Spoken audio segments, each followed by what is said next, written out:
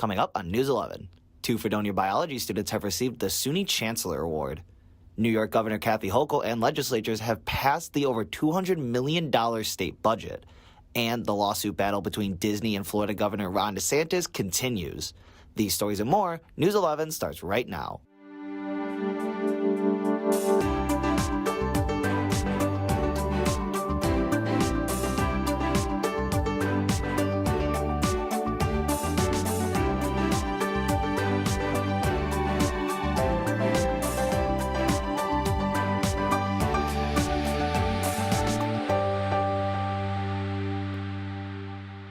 Welcome to News 11. I'm Topher Elkins. And I'm Chloe Kowalik. All right, Chloe, we are on our last episode of the year. How are you feeling? I'm sad.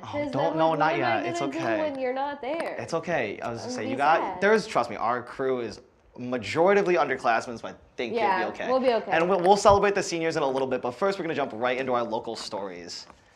All right, and for many students, this weekend is being claimed as Fred Fest, which is an annual celebration where many current and former SUNY Fredonia students party in the streets of the village of Fredonia. However, administration on campus clarified there was no official Fred Fest, as that was the name of a campus-ran event that was canceled back in 2015. Lisa Newell, Director of Student Conduct at Fredonia, stated that for students, the Fredonia Code of Conduct is in place no matter if students are on or off campus. Newell added, quote, "Our Code of Conduct simply states that wherever a student is, that's where our jurisdiction is," end quote. Newell states that her office treats the weekend as any other normal weekend in terms of how they act upon situations. In normal non-COVID years, Newell did add that she does see an increase in the number of incidents that she has meetings for. Overall, Newell said that students should simply make smart decisions and think about how they would feel if they had to tell other people in their lives about the situations. 2 SUNY Fredonia students have received SUNY Chancellor's Awards for Student Excellence. The awardees are Madison Miller and Logan Wilson, who are both biology majors. These students showed excellence in academics, campus involvement, and community service.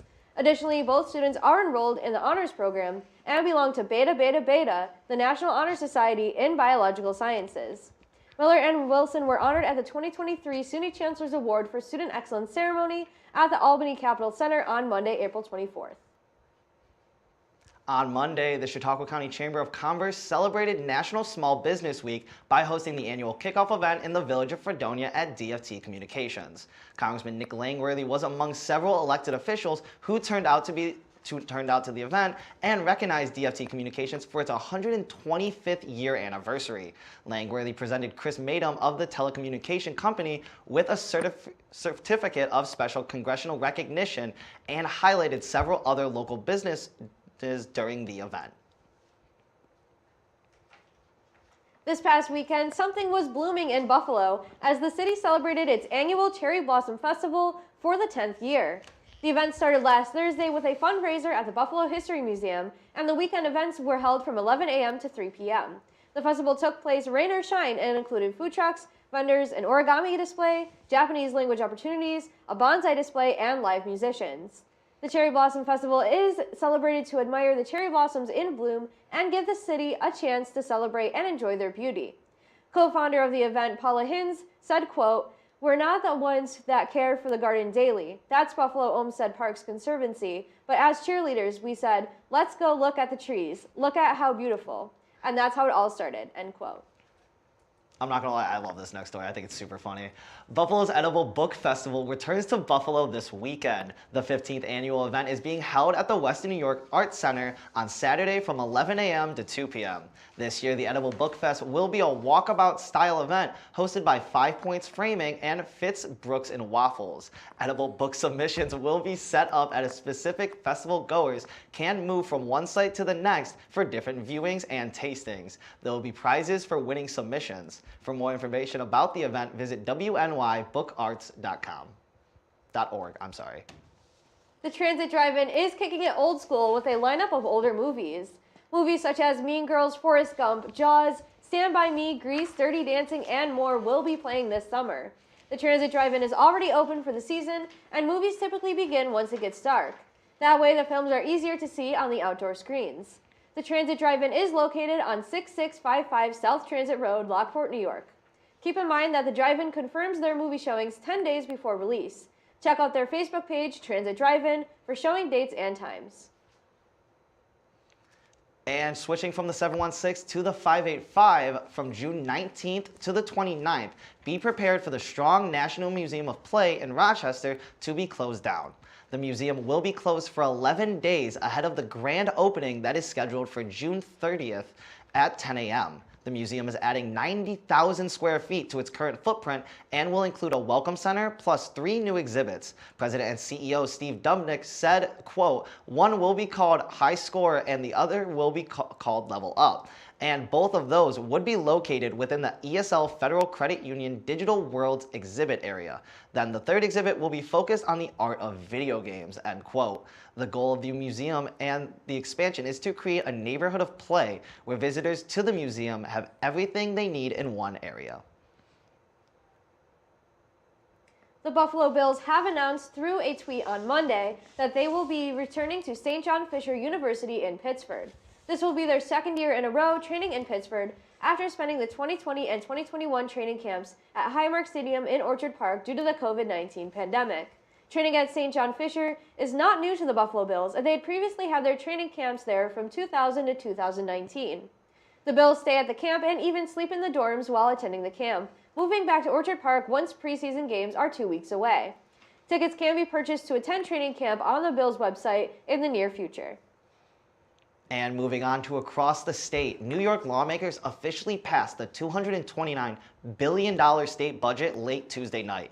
The budget funds $2 billion towards schools, mass transit in New York City, and will raise the New York minimum wage to $17 per hour.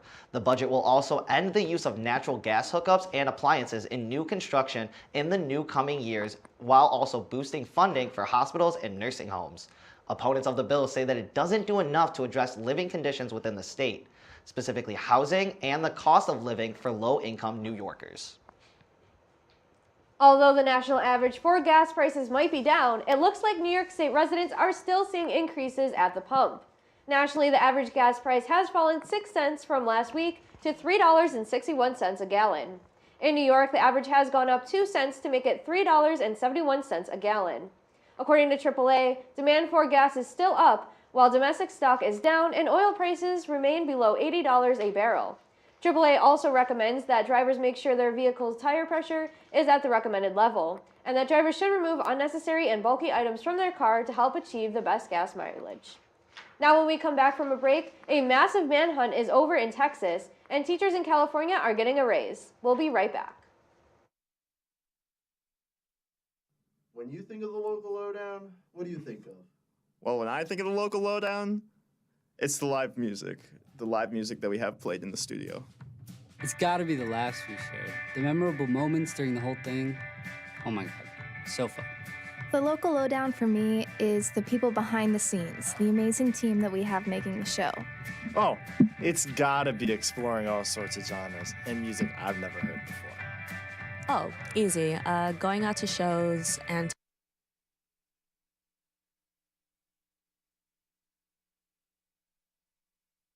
talking to artists and getting the latest news on what they have planned for the future.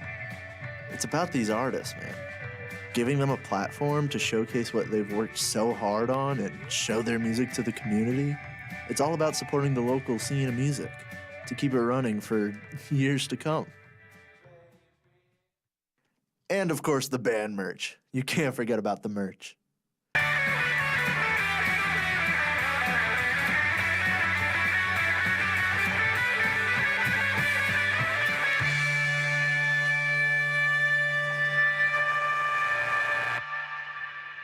Tension has been hovering over Cleveland, Texas like fog since Friday. But on Tuesday night, the manhunt for Francisco Opeza ended after he was arrested and charged with 5 counts of murder. Authorities say Opeza was uninjured and taken into custody without incident. Authorities say the 38-year-old was found in a house in Cut and Shoot, Texas, just under 20 miles away from the crime scene. Oropesa is accused of fatally shooting 5 people, including a 9-year-old boy and his mother. Officials say the gunfire began shortly after neighbors had asked Oropesa to stop shooting his rifle in front of his house. Authorities say they are now trying to determine if anyone helped Oropesa hide in the days after the shooting. Oropesa current immigration status isn't known, and authorities say he's entered the U.S. illegally and has been deported 4 times since 2009. On Monday, a Florida oversight board loyal to Governor Ron DeSantis voted to sue Disney. It comes after Disney filed its own lawsuit against the board, which oversees Disney's special taxing district. The conflict between DeSantis and Disney started after Disney's former CEO criticizes a Florida law restricting the teaching of sexual orientation and gender identity in schools. Following those comments, DeSantis moved to take away the self-governing privileges Disney has had for more than 50 years. Disney says the move was politically motivated and punishes the company for exercising its First Amendment free speech rights. DeSantis' handpicked Central Florida Tourism Oversight District Board of Supervisors was selected back in February. But before that, Disney reached agreements with the outgoing board that limited the power of DeSantis' appointees. The new board voted last week to nullify those agreements, prompting Disney's lawsuit. California teachers may be getting a hefty raise in the near future. A new bill in the state legislature is designed to close the wage gap between educators and other professions by increasing teacher pay by over 50% over the next 7 years. It would use a local control funding formula to factor in the cost of living into the salaries. California Assembly member Al Marisucci introduced the measure, saying it could help the statewide teacher shortage. He pointed out that many teachers and other school employees cannot afford to live in the communities where they work. The California Federation of Teachers, California Teachers Association, and the California School Employees Association are supporting the measure. The United States is lifting the COVID-19 vaccine restrictions for the Canadian border. Canadians typically enter the U.S. through the Peace Bridge in Buffalo, the Rainbow Bridge in Niagara Falls, and the Queenstown-Lewiston Bridge, as well as across the country.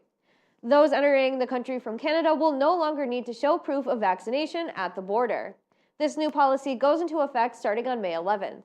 Congressman Brian Higgins said, quote, "After 3 years of restrictions, we can finally reunite with families, return to the pre-pandemic cross-border travel, and continue rebuilding our deeply connected economies," end quote.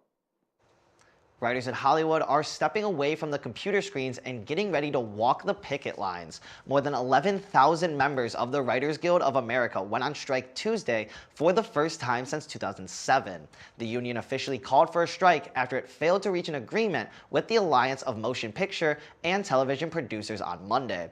Writers have been trying to reach a new contract with studios as the industry shifts more into streaming. The strike means production of many television shows could come to a halt immediately, while the start of the new seasons of other shows may be delayed later this year.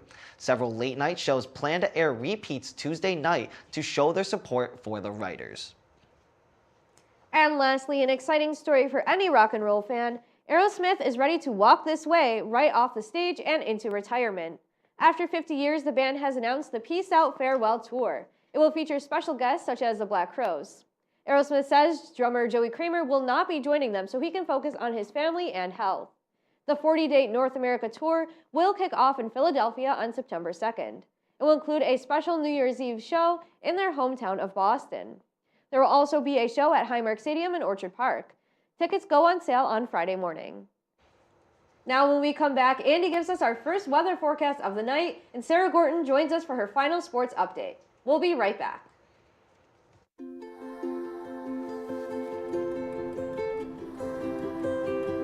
To Sofia and Gabriel, mis flores, my little flowers. Even though these old knees can't follow on your adventure to the forest today, these flowers represent my love, so you can take me with you wherever you go, near or far. These stitches and threads join us together. Me, your mother, and both of you. And wherever you see a flower, a bird, a beautiful tree, know that my love is with you as you bring our colorful stories to the world. Make the forest part of your story at a park near you. Find one at discovertheforest.org. There was an old woman who lived in a shoe. She had so many children, she didn't know what to do.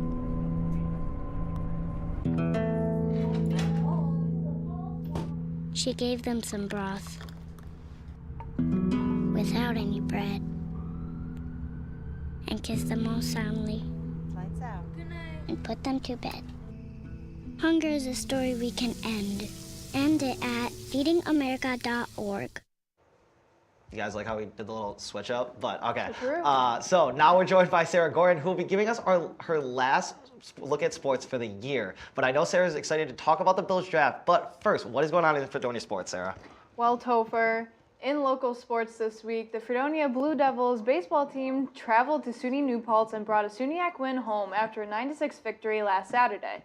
Many Devils had big hits, including Mac Mojic with an RBI single, while both teams were tied at the bottom of the 7th inning.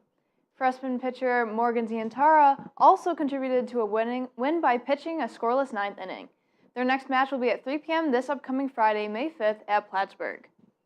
The men's and women's track and field teams also traveled last Saturday, this time to St. John Fisher for the Cardinal Classic Invitational. During their time there, several athletes earned personal bests in many different categories and now continue training for the 2023 SUNYAC Outdoor Championships at SUNY Oneonta this upcoming weekend, May 5th through the 6th. Best of luck to all the athletes competing in the SUNYACs. And in national sports, the 2023 NFL Draft began last Thursday, April 27th, and concluded on the 29th. After 3 full days of crazy NFL team moves, deals, and picks, the Buffalo Bills have selected their 2023 draft class. Tight end Dalton Kincaid went to the Bills in the first round and was joined by offensive guard Osiris Torrance, inside linebacker Dorian Williams, wide receiver Justin Shorter, offensive guard Nick Broker, and cornerback Alex Austin, who were drafted in the rounds that followed. The draft class, as well as the free agency signings Buffalo has been making since the end of the season, are big indicators that the team is addressing their needs and are ready to get going. We look forward to seeing what this new Buffalo Bills team will bring to the table as we slowly inch closer to next season's kickoff. I know with you and me both, draft season always means like beginning of the season, so we're just antsy as heck. Oh, so it's 100%. crazy. All right, which pick did you like the best if you just had to pick one? I mean, I think Kincaid is going to go places. I I think if yeah. they use him right, that he's going to do so well. I think it'll be great. But we're going to move right along to weather. Andy, what can you tell us about this recent cold stretch we've been dealing with? Starting for tonight, temps won't be at what we want them to be at the beginning of May, as we're currently only in the mid-40s. Right now, the high for tonight is 46 degrees and the low is 43. We will still see some occasional showers here or there. However, there should only be a drizzle and nothing harder. Realistically, we won't have any chance at all at clear skies until Thursday. Winds are also adding to how cool it feels outside, as we have winds sitting at right around 15 miles per hour. Luckily, I'll have a little bit better of a forecast for the weekend, but I'll get right back into that after the break. Back at you guys at the desk. All right, thank you so much, Andy. And now when we come back, we'll have your international headlines. We'll be right back.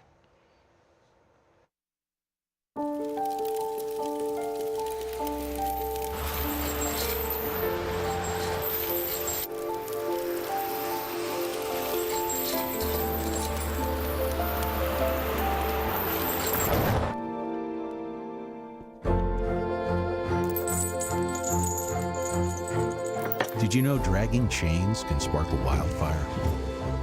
Only you can prevent wildfires. When I was in foster care, I never knew when I would have to move, so I always had my suitcase ready to go. Then one day, I was adopted. My new parents opened their hearts and home to me. My parents cook my favorite breakfast for me every morning. My parents take me on trips I never thought I would go on. They gave me a home and an even better reason to use that suitcase.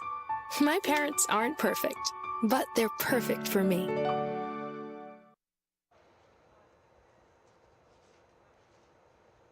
Hundreds of thousands across the globe protested on Monday as they celebrated May Day, or International Workers' Day. People in Asia, Europe, and the Americas who have all felt the squeeze by the global inflation rates and demanded economic justice. Some of the biggest protests were found in France as 800,000 people marched the streets to oppose the French President Emmanuel Macron's recent bill that raises the retirement age to 64 across the country. While the majority of the protests were peaceful, some radicalists, which have become commonplace in France, turned violent against the police. A Paris police officer was seriously injured by a Molotov cocktail, and among 108 other officers were injured around the country. It wasn't known how many protesters were potentially injured. Fighting in the country of Sudan is in its third week, with thousands of people fleeing since the conflict broke out. Fighting erupted last month between the Sudanese military and paramilitary group, the Rapid Support Forces, RSF, as they were wrestled for the control of the country, with the capital Khartoum at the center of the heaviest of fighting. According to the United Nations, more than 100,000 people have fled the country, with another 300,000 being displaced throughout Sudan. UN officials say that, quote, all-out catastrophe could take place if the fighting continues for an extended period. With the coronation of King Charles III just days away, Buckingham Palace is planning for the big day. The king will wear these historical pieces of clothing this Saturday, worn by previous monarchs at past coronations. The vestments were worn as far back as 1821 during coronation services for King George IV. Charles will be crowned by the Archbishop of Canterbury in the coronation chair at Westminster Abbey. In a statement, the palace says reusing the historical items of clothing is being done in interest of sustainability and efficiency. And now when we come back, Andy gives us one last look at your weekend weather, and we'll have one final goodbye to our seniors. We'll be right back.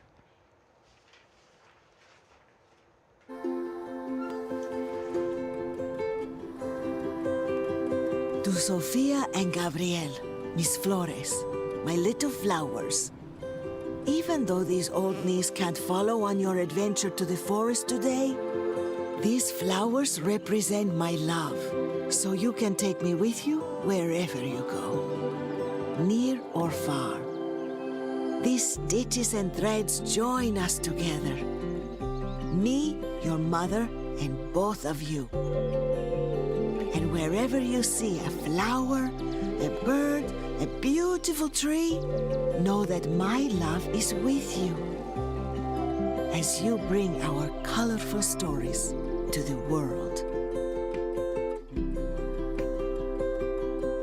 Make the forest part of your story at a park near you. Find one at discovertheforest.org. All right, well, I know personally I'm kind of sick of all of this rainy weather we're having in Western New York right now.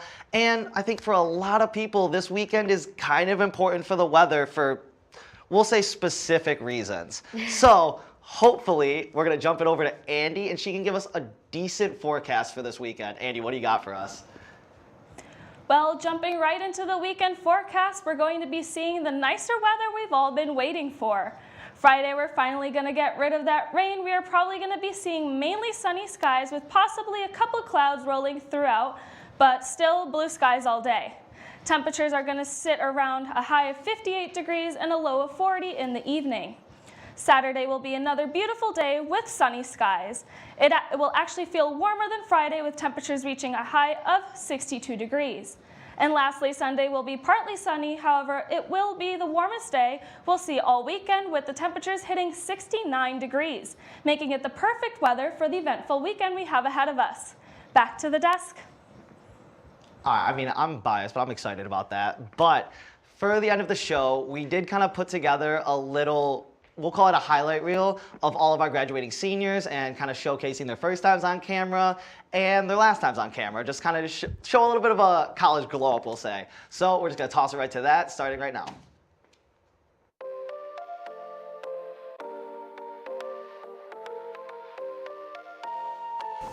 Well, today we'll see a high of 39 degrees with partly cloudy skies. Saturday will be sunny with a high of 47 degrees and a low of 31 degrees later in the night. More community-based pop-up vaccination sites are up and running in Western New York. The sites in Irving and Gowanda are some of the 18 new pop-up vaccination clinics across New York State. Numbers enrollment continues to be a problem for SUNY Fredonia. Due to this, the school predicts to run a $16.4 million deficit this year, assuming the current enrollment at the school is accurate at It is about time. We finally made a major move for the Sabres. I mean, we saw a bunch of one-way contracts that went for $700,000 on these players that you really never even heard of. Good evening, everyone, and welcome to the new fall season of Sports Hour. I'm your new host, not Kevin Syracuse. I'm Trevor Hauer. With me is Sarah Gordon. And Sarah, it's great to be back, isn't it? A lot of good stuff. But in local sports this week, the Blue Devil softball team is currently skidding on a 4-game losing streak after a big doubleheader sweep win over Brockport on Friday, April 22nd. Sabres. Go Coles. Go Bandits. And go Pink, and also go Stros, and of course go Sabres and go Bandits. There it is. That's it. Signing off for now. We'll see you sometime soon. Hendricks Hall, still the same place, just a different host. How's that sound? Go Sports Hour. We're gonna send it with a sweet hat toss. We're gonna transition right into the crack. Wow. New RBG. How's it going? How's your summer? Good. How's yours? Pretty good for the most part.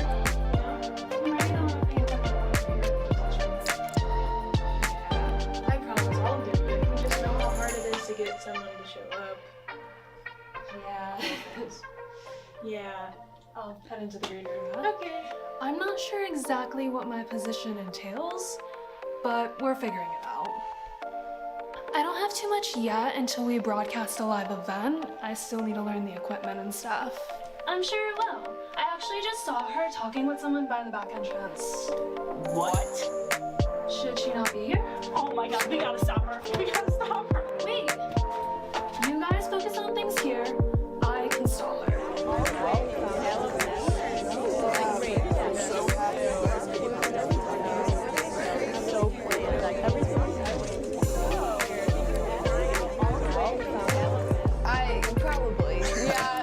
He just has this attitude and just way about him. I mean, it's a little bit of a different game now that he's not with Bill Belichick, but he's still Tom Brady. Fredonia Sports, the women's soccer team shut out the Medai Mavericks 7-0 last night. It wasn't the pick I was expecting first, because so I was at like a show when the draft was happening, so I couldn't watch it live. But like a lot of the other receivers that went before them, so we went and picked Dalton Kincaid, which is so exciting because this kid's a beast.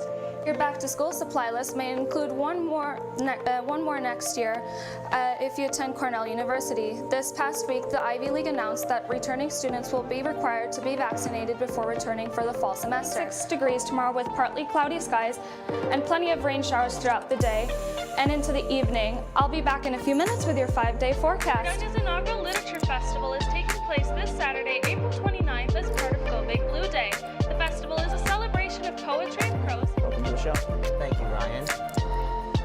Today's weather has been all over the place. We had some rain earlier that eventually turned into snow and just ended the day with some sun. That's pretty much what we can expect for the rest of the week. Tomorrow we'll hit 40 and see some sun again, but there's a 10% chance of rain and wind. With only 5 weeks until in-person classes are done, Fredonia has ramped up the amount of pool testing each week. All these numbers get reported in the COVID dashboard on the Fredonia website, but since the dashboard has changed in the last month, it can get kind of confusing. Right now, it's like I would have expected them to be challenging for like the AL East. Like, Yeah. I thought it would have been like a three-headed monster between the Rays, Yankees, and Red Sox before this season. The SUNY Fredonia Senior Class Picnic will be held next Tuesday, April 25th. Tickets are on sale now at the tickets office in the Williams Center. The picnic itself will be held from 3:30 p.m. until 6:30 p.m. on the Williams Center patio. Tickets are $5 for students and $10 for anyone else.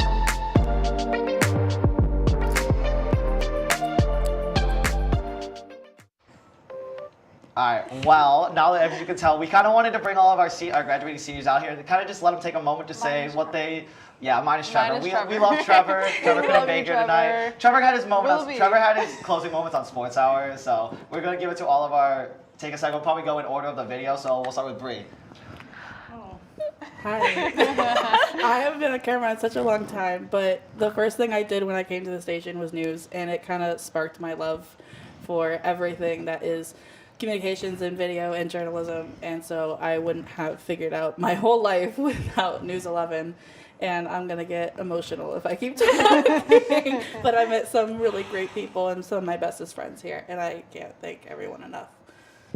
All right, so before Rosa talks, Rosa isn't on camera a lot, but she literally carries every show behind the scenes. So I feel like Rosa should just talk about how chaotic it's been for News 11, because she has literally been here since last year when I took over, and she's seen me at my best and my worst. So just talk about the chaos of News 11 real quick.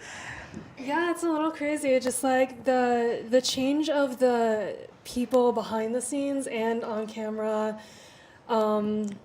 Yeah, it's just been crazy, like trying to set up everything every week and get everything all ready has been, yeah. We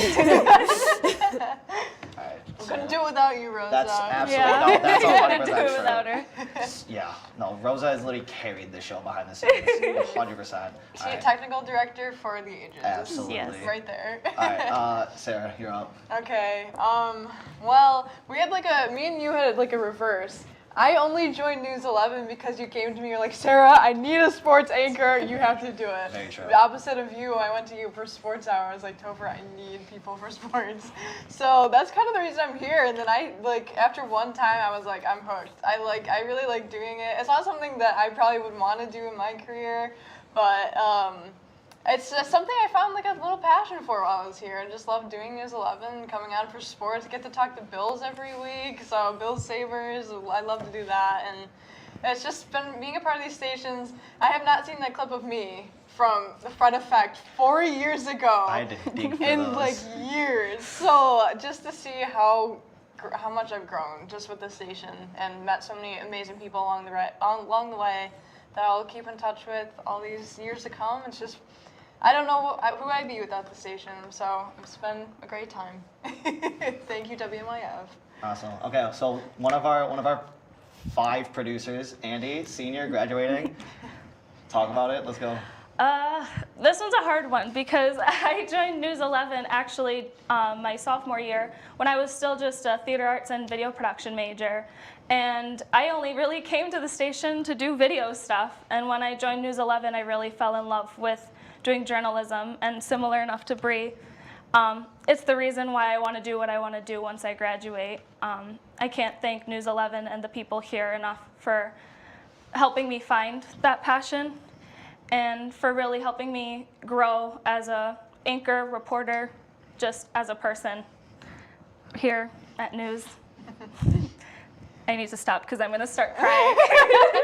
Oh, guys, I'm up. Keep it short and simple.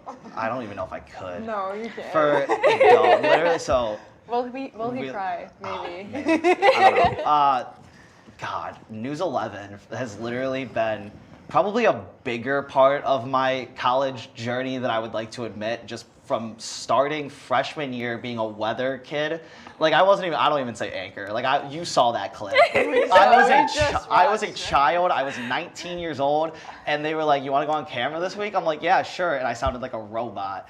And now you can just see the evolution of everything. When I went on my first time, we didn't have these flats. Everything has changed, and it's just crazy. And then, sophomore year, when I started anchoring a lot, I started doing weather a lot, started writing a little bit. That's kind of sounds like a broken record, but it's really when I decided to fall in love with news. It's just kind of crazy. And then I became executive producer of this dang show. Can I intersect for a second on this one? Absolutely. Topher thought that he didn't have it in him to do it. Oh my, dude, it was something. When I realized I was becoming EP and was gonna be in charge of just the chaos, I was terrified because the show, let's be real, the people who graduated my sophomore year are really good. They're all in the industry and they all knew what they were doing and they just kind of yeah, you got it, kid, go. And it just kind of, just the evolution from, if I'm gonna look at it purely just off of my 2 years of being EP on this show, the evolution of the crew we've had, the stories we've been telling, the production value, and just everything we've accomplished. It's been crazy to think about. And genuinely, this show is why I have a job right now. And it's crazy to think about. Like, I never would have thought of myself as a producer, but like it's just become what I do now. And I think that's just kind of crazy to think about. And it's very surreal, and it's hitting me quicker than I'm gonna, so I might just send it off. But as always, that officially does it for News 11 this semester. As always, thank you to our awesome, and I mean absolutely amazing, awesome behind-the-scenes crew for the greatest 2 year of a show we could have done. Shout out to Best Live Show. And of course, thank you to everyone who's watched over the past 4 years. Have a good night, guys.